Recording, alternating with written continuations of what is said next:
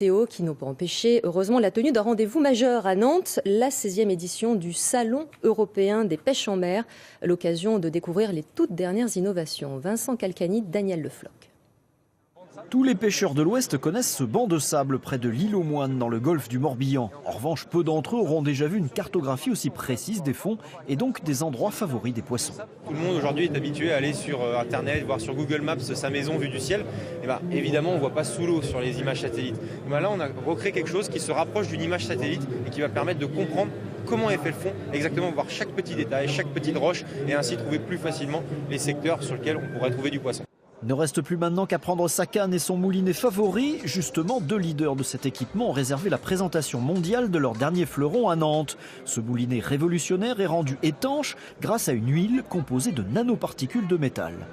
Le plus, c'est la fluidité et l'étanchéité. Donc ce qui fait qu'on a un moulinet qui a une durée de vie supérieure, la fluidité et en même temps l'étanchéité du bâti qui fait que l'eau de mer ne rentrera pas à l'intérieur et ne va pas attaquer les pièces maîtresses, donc les roues de commande. 800 € le moulinet tout de même. La technologie a un coût que certains adeptes cherchent à limiter, comme ces sculpteurs de l'Eure qui façonnent de faux poissons en bois pour appâter les vrais. Je suis très peinture, donc moi j'aime beaucoup peindre à la main, pinceau. Je suis très sensible à l'univers de la BD, du dessin, bande dessinée, un peu comics, donc ça apparaît dans des petits leurres, quoi, un peu débiles. Enfin, si la pêche est un loisir que beaucoup pratiquent en solitaire, certains préfèrent partager leur passion.